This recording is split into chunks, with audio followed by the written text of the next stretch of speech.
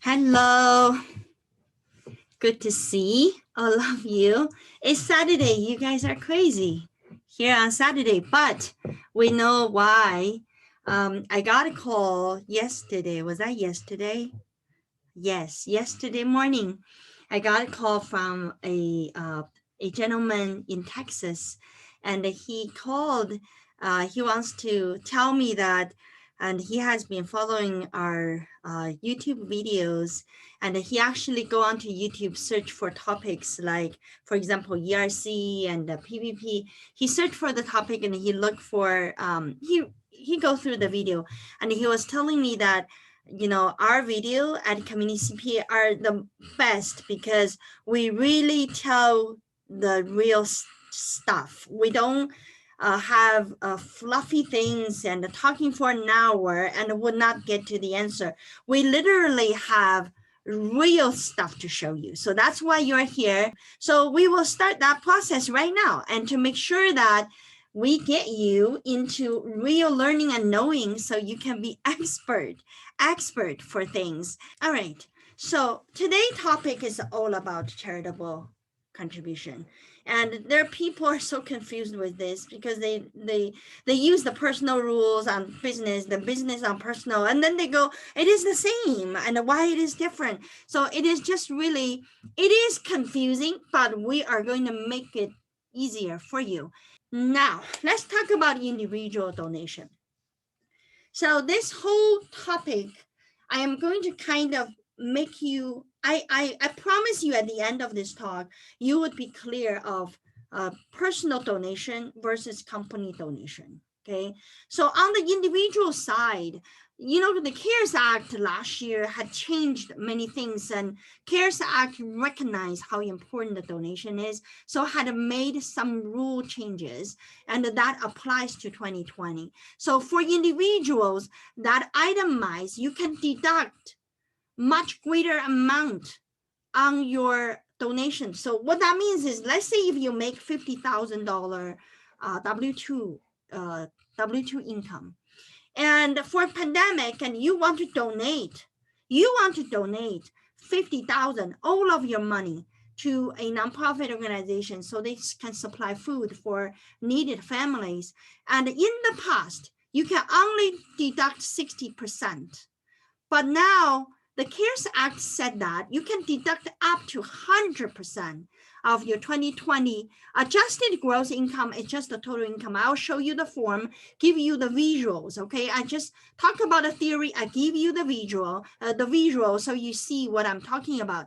And this is up from 60% to 100%.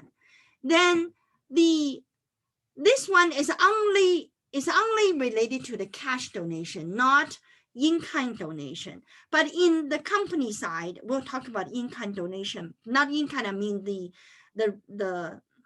stuff donation, the things donation, right? Not just the cash donation. And if you, let's say if you're gonna donate a car, and say you donate a car, the car was $100,000, your W2 is only 20,000. I'm just giving you very strange, extreme example. So you can deduct the 20,000 because it's 100% your AGI, right? So you deduct the 20,000, you left with 80,000 car donation, and 100,000 car donation, you still have value left. That value you have left, you have 5 years to deduct it. So that's where the donation, but the 5 years not go on 100% every year. So if you say that, well, 2021, I'm going to make $40,000, so I can deduct another 40. No, 2021, the rule goes back to 60%. So you can only deduct 60% of your 40, so that's a 24,000. So your leftover can only go down by 24,000, right?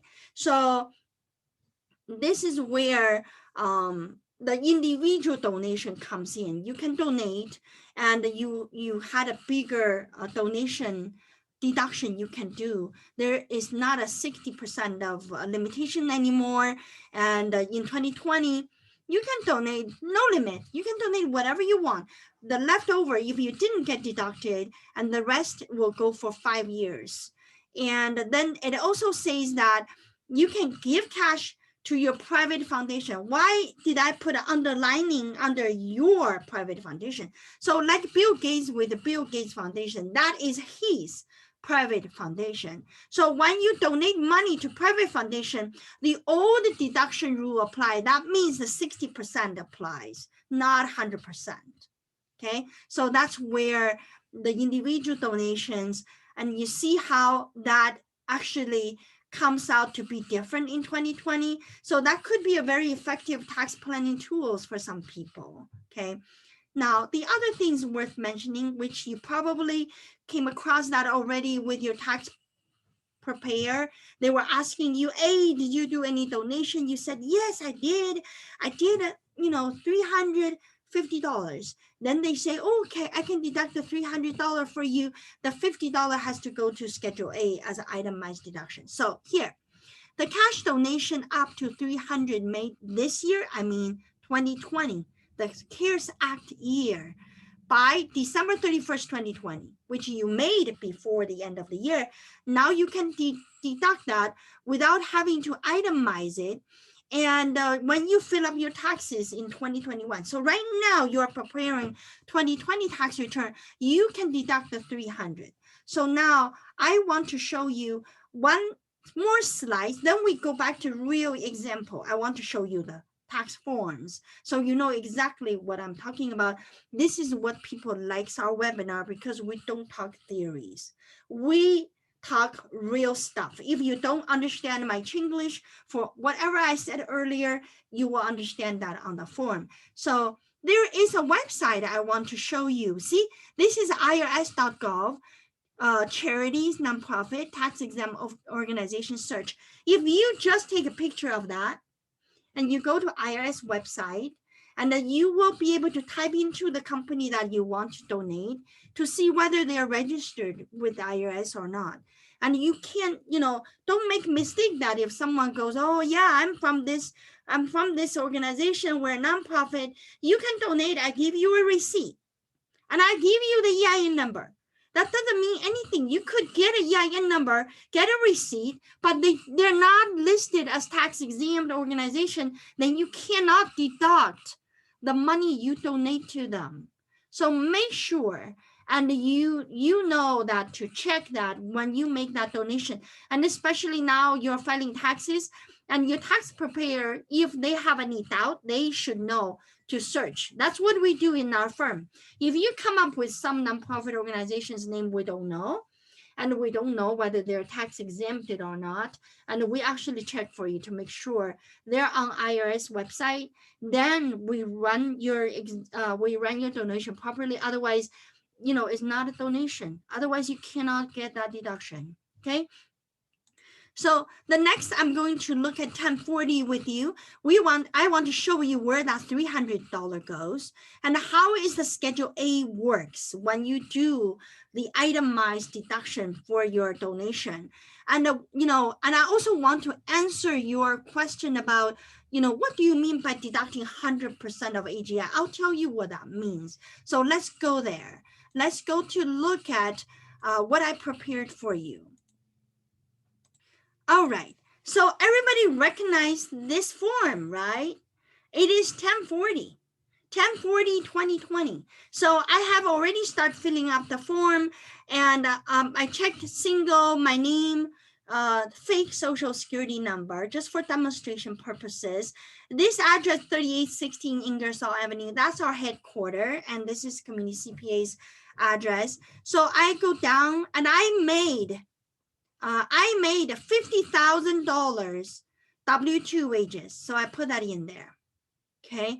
I also did a lot of donations. I literally did a $50,000 donations. So I want you to tell me what is my tax looks like. So I take 300 out of the 50,000 donation I put down in here. See, this is 10B, charitable contribution. And if you take standard deduction and you put that in here, so if I take standard deduction, I want to put my 300 here to reduce my tax rate, okay? This is it is a small gesture, but it is a big care. And for your tax preparer, if they never ask you that, they did not put that in there for you, even though you have donations, they put them all on Schedule A, they give you standard deduction, that demonstrates no care. So small amount, big care. That's what I'm saying. So now look at this. So my AGI now is 4977. Okay.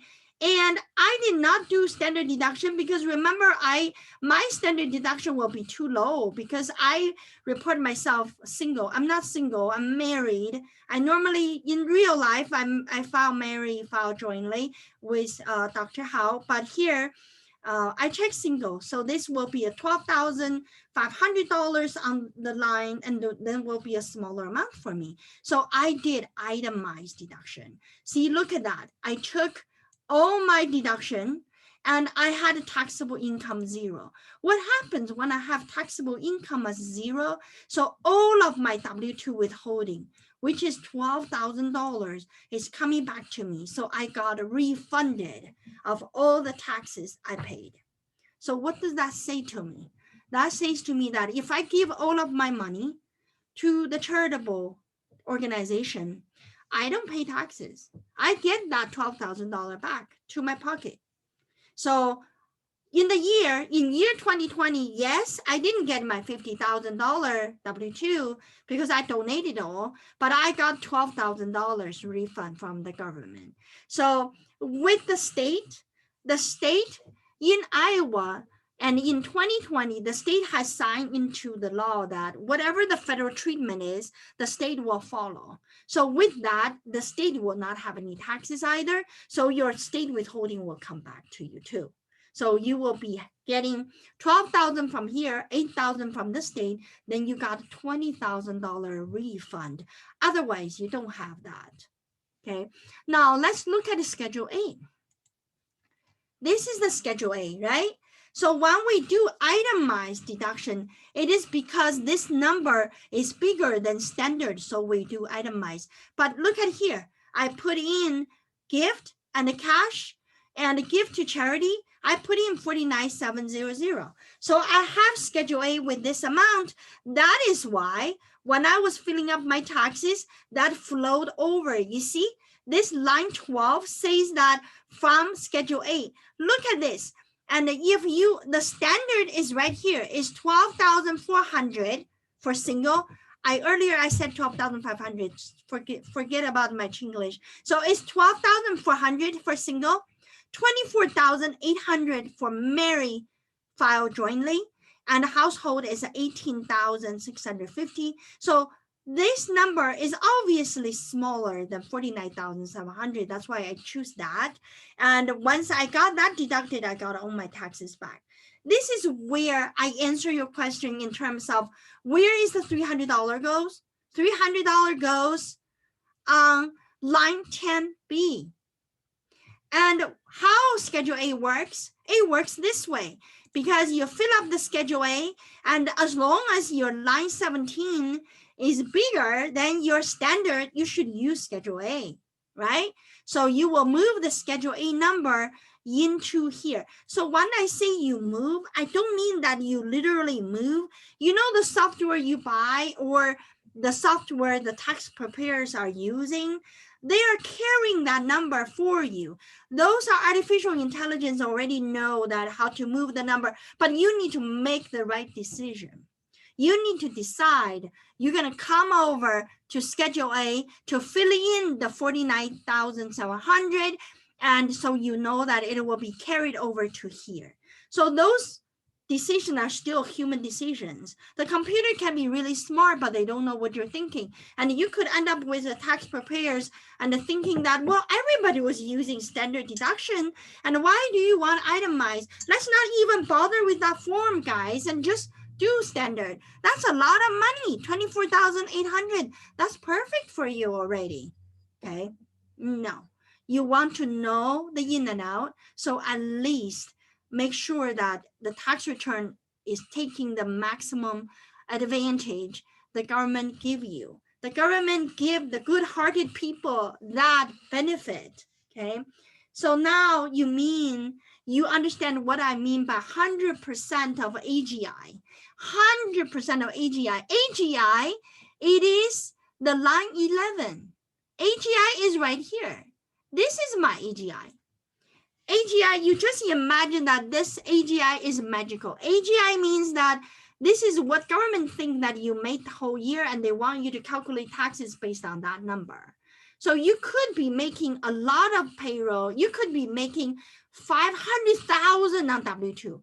But if you have a losses on line 8, it goes down, right? So AGI already considered all the in and outs. So AGI is the number that you absolutely paying taxes for.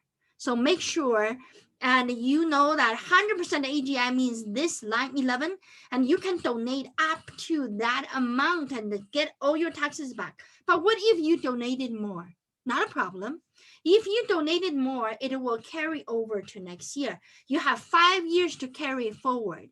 But remember, I talked about, let's say if you donated 149,000.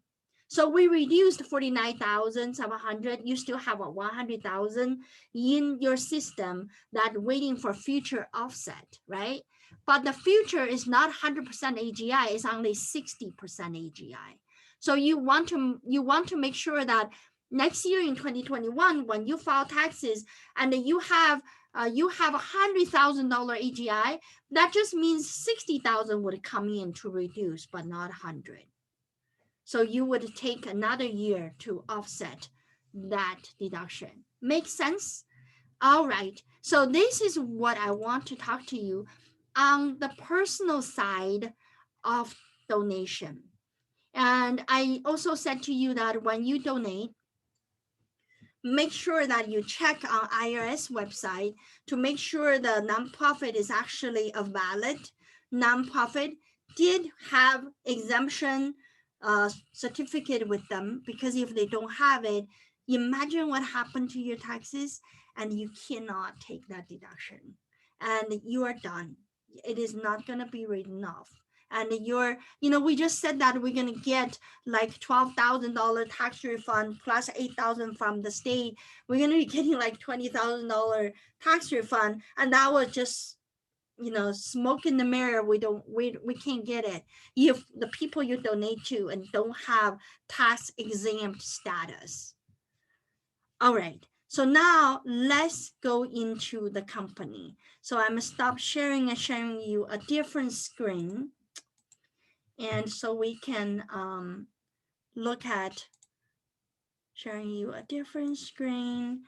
And let's look at my PowerPoint. And I move that. So what we did is we look at an individual. And this is the IRS website for validation. Okay, I show you that again. And if you need, you can snap a picture right now and make sure that you check that before you donate. In fact, is the information valuable to you anyway? It doesn't matter. It is for 2020 or it's for the future.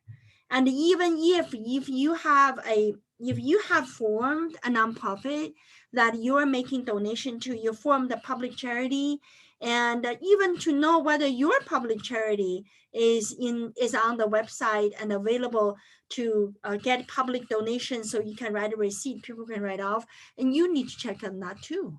Okay, so it's an important website. And now let's talk about company donation. So this TCJA thing is a job act. This is in 2018, President Trump put out the job act, and it is a whole set of new rule. And in there, it says that the corporation, like the business, is generally limited for 10% of taxable income to be a donation. So let's say if you don't have an income, that just means the donation is not deductible. And if you have $100,000 taxable income, and your donation can be 10,000 maximum. That was the rule coming with Job Act. So CARES Act came out in the beginning of 2020, remember? And that CARES Act increased that 10% to 25% for 2020.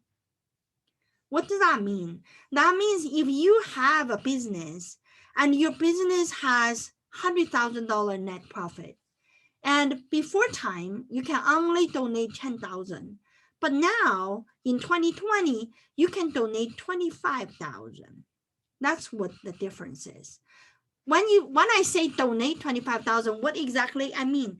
I mean you reduce your profit by 25,000. So 100,000 taxable income suddenly become 75,000. Okay, if you count your tax rate on those 25,000, you save money on the 25,000 that you deducted. Okay, so donation in excess of 25,000 may be deducted in the following 5 years. So again, that 5 years is applying both personal and company. So just keep that in mind. But also keep in mind is these rules we're talking about today applies to 2020, and it is not applying to 2021 as of now. Of course, things could change, right?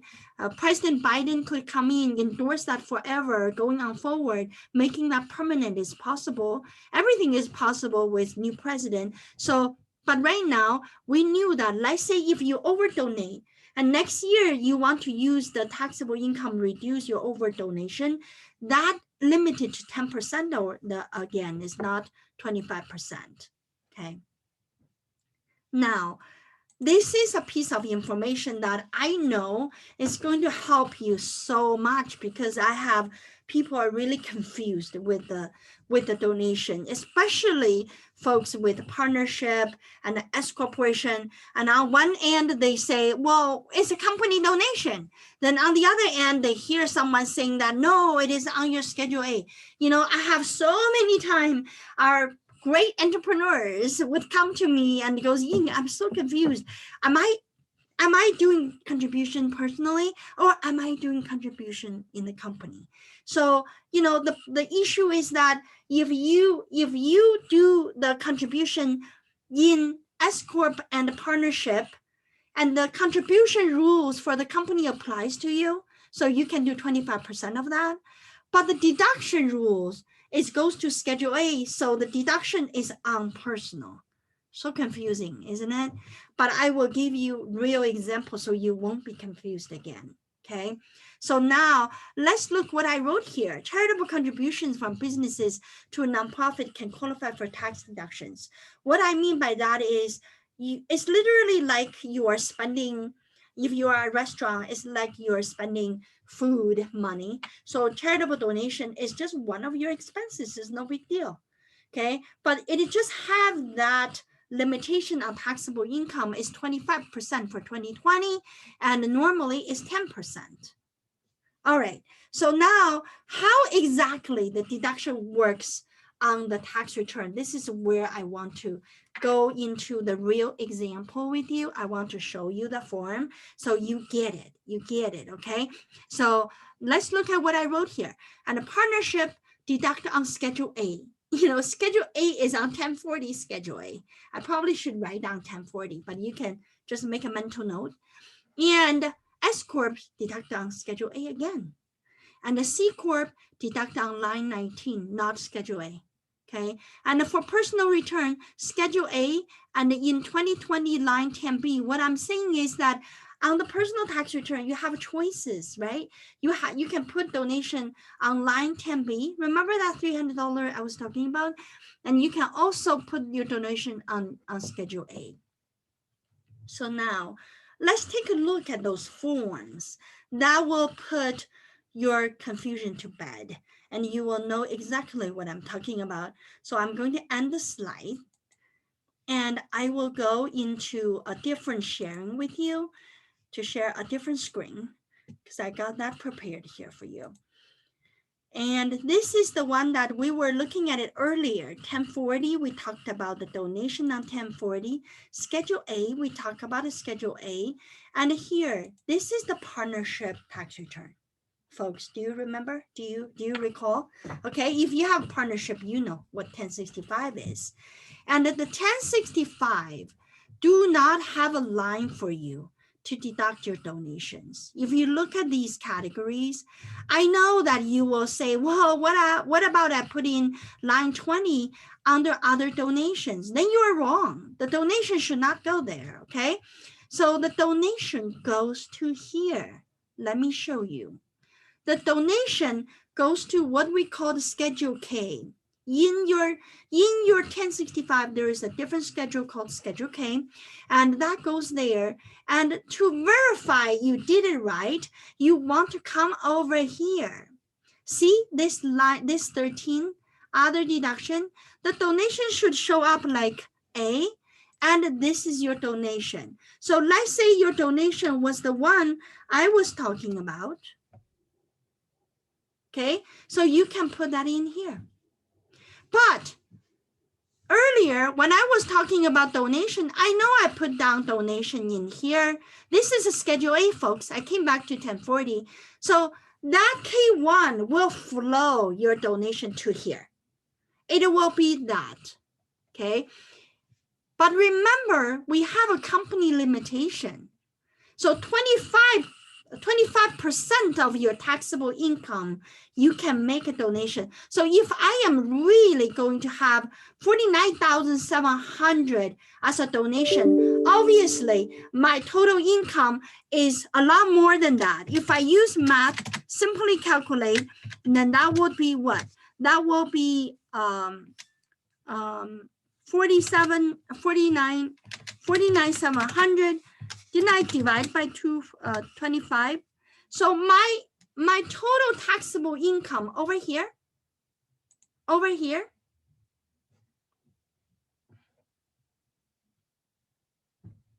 my income over here on line 22, this one need to be over $250,000. So this is where the company restriction comes in, okay? So we are restricting you to take only 25% of that to deduction. So you take that, and then you come over here, and it will give you a number. So let's say if my total taxable income is 200,000 and times 25%. So I have 50,000 in here that I can donate. So this is your 1065. So it is restricted on the company side, but when you get to the personal, when you get your K1 into your 1040, is actually reflected on your Schedule A, folks. So if your 1040 and you have no income, but your Schedule A has a huge charitable donation in there, you had 5 years to deduct that. Or maybe your income is huge and you deduct that right away. Got it? So 2 steps. Number 1, to calculate 25% for the company donation amount. Number 2, to see that showing up on your K1 1065 under 13A other deduction. Okay, so this one I answered you related to the partnership deducting your donation under Schedule A, but it is in the K1 box 13A. Okay, so this is where I want to clarify, and I really think I felt like I'm really gifted with telling people how to understand things. And because English is not my first language, so when I try to explain things consciously, subconsciously, and I choose easy way to go. And I don't know how to pretend or how to show off like sophisticated. I'm not. I'm really just very simple in terms of my understanding. And in most of the cases, my understanding is good. Okay, I'll say most of the cases. Now let's look at 1120S. That's a S corporation.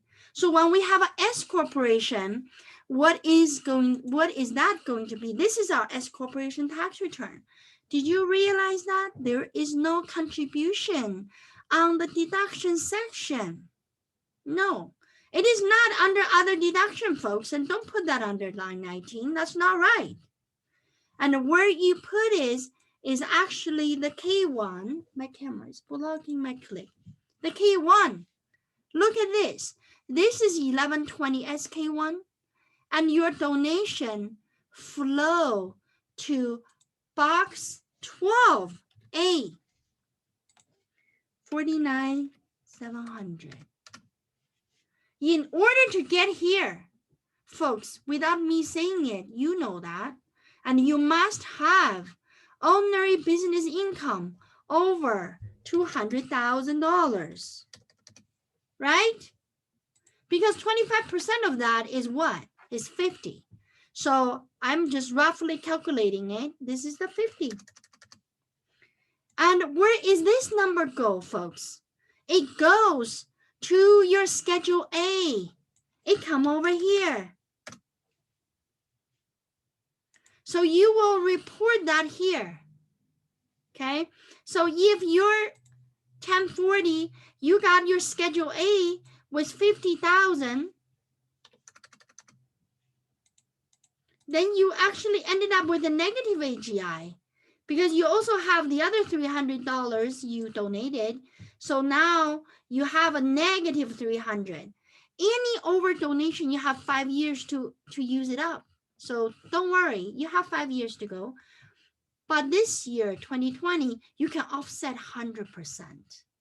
Okay, so this is where the 1120S, they're not in the same place. The K1 is not exactly the same between 1120 and 1065. 1065, it is under 13A. And 1120, I just accidentally deleted, I think. Yeah, 1120, that one is actually, let me find it, because my camera is blocking my click. 1120 as K1, see how I look for things, just very ordinary. And this is just how everybody should do. I always look for IRS. You see, I look at irs.gov, so I click that. I don't go to other sources because other sources, they can do whatever they want. They may not be responsible for what they're showing. So here in S Corp, and we have A, and 50,000. Remember, I did that earlier, right? So now I talked about the partnership and also S Corp. And now what about the C Corp? The C Corp is also a really important one, right? And the people want to know, if I have a C Corp, and what do I supposed to do? Let me find the C Corp link. I delete the C Corp too. Okay. Oh, that's a pic. Isn't that a cute picture? I was looking at that picture. 1120 tax form 2020. 1120 tax form. I want to show you the C Corp. See, I came to IRS website as well. No secret. I just, like you, I do internet search, but I make sure that I look at very reliable sources. So this is a C corporation. It's the last company that we were talking about. And here, folks, did you notice that they do have contribution? And it is right here. See, charitable contribution. And this is the number that, and normally if you have a software you work on, the software automatically doing the loop for you. It knows that what's your taxable income without it, calculating the amount and deducting only the amount you can deduct. If it is not deducted this year, they carry over to next year. So as long as you use the same system and keep the back numbers in the system, you won't lose it. This is where I tell folks that when you go to tax preparer to work on your taxes, it is so much better if you stay with a tax preparer for a longer time, not changing them every year, because some of the tax preparer you change to, they don't understand the carrying value. They only look at your data. They do a tax return like you have no history. But in reality, you have so much donation that you were not able to deduct. This is the year that you made money. You can deduct them all, but they don't have the number. Okay, so those are hidden treasures in the tax return. A lot of you don't know, nobody tell you, you didn't realize you lose it. So I always tell my client that, every time one client coming in and from the other tax preparer, we don't just ask for depreciation schedule. That's the rudimentary. And we ask for all the carrying value. And some of the preparers don't even know what we're talking about because they relying on systems so heavily, they don't even know what the computer does. They only know that the computer always gives them a number they don't understand. And that's not good. That's not good. And you really need to find someone that understands the form without a computer. And in fact, I am proud to announce that I think our firm is a place where we understand the forms without a computer. So we knew what need to happen in every cell of these numbers. Okay, so C corporation is a line 19. You don't report that on a Schedule A. It has nothing to do with Schedule A. It is exhausted right here. Okay, now, and just to recap, remember when we have our 1040 for personal, we can put donation on line 10B, and we also can put donation on Schedule A, and Schedule A is line 11. And for partnership, and we do not put donation in the company, although we calculate based on the company total income, taxable income, to calculate how much I'm eligible, but that number shows up on K1 to that shareholder, to that member, and under 13A. And for 1120S is under 12A. Remember? And for C Corp is C Corp gonna be on 19, line 19. Okay, it doesn't go to you, doesn't go to your personal. So this is where the summary I have related to where to deduct, how the deduction goes. Let's go back to my slide. I want to talk about one thing in specific related to company donation. It is special for 2020 because the pandemic had really did create some need out there. And, the government knows that there are people donating for food. So look at this slide. I'm moving it fast. Contributions of food inventory. I want to bring this out to you because we have restaurant owners, grocery store owners, and why are you, I know a lot of you, when you give the food out, and instead of treating that as a donation, you probably just write it off from your cost of goods sold. Okay, and I would say that in terms of taxes, and if you go on the food donation, the old rule, it is still the 15%. The old rule says that you can write off 15% of your taxable income, and that is a write-off of your inventory for donation. And the new rule for 2020 is 25%. The reason I want to bring this to your attention is, people might, you might say that, well, what's the difference in? Is it easier for me to just write off my cost of goods sold? I don't care about the 15, 25. I'm just going to write it off.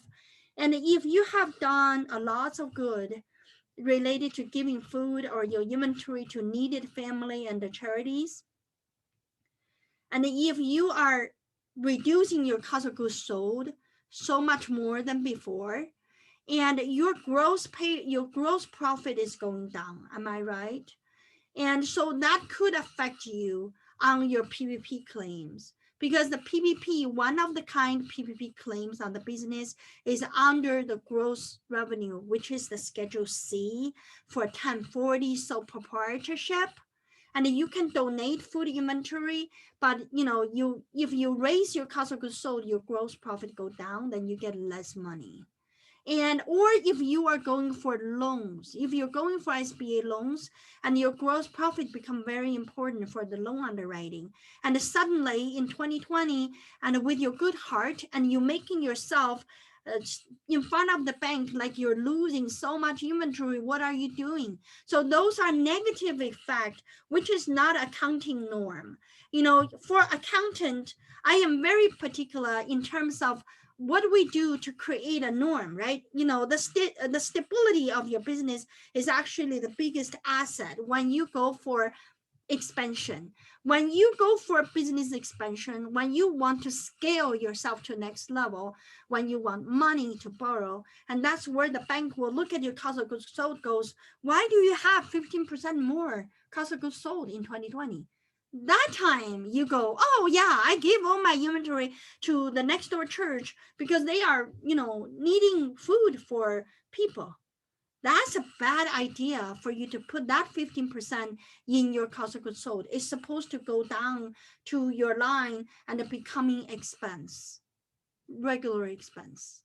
All right. So this is where I want to bring your attention to the food inventory distribution, because this is a big thing in 2020. Restaurants and the grocery stores are facing that. And do not combine that. Do not combine that to your cost of goods sold. And then leaving your cost of goods sold reflecting your real operation. If you just have a good heart, you want to donate, you do it, but don't do it under cost of goods sold. All right. So now let me, so the last slide I have for today is actually called forming a public charity. The reason the reason I'm talking about forming a public charity, because I'm talking to business owners. So business owners, when you are in a certain business, I know you have special interest for the public in your area. You know, for example, I am in accounting tax businesses, right? And the Community CPA is a CPA firm. We have a strong interest in nonprofit that provides free services to people in need in this area, because we know we cannot help everybody. We don't have the manpower to help everyone on the street. We have to rely on public charity to help. So in that case, when we work our work, and we would say that, is there any public charity out there that goes agree with our vision, mission, cares about the people that we care? If the answer is yes, I don't have to form one. I will just simply donate to the existing nonprofit. But what if the answer is no? For some of you, you just don't see them. You can't find any. Then you form your own public charity, folks. When you do that, obviously you're going to be one of those people donating to the public charity that you are advocating. You love it. You have passion for it. What's stopping you from donating? I would even donate more when there's incentive to donate more, right? So this is where we're talking about forming a public charity. As a business entrepreneur, nothing stops you from forming your own public charity. I mean your own, not that you personally own it.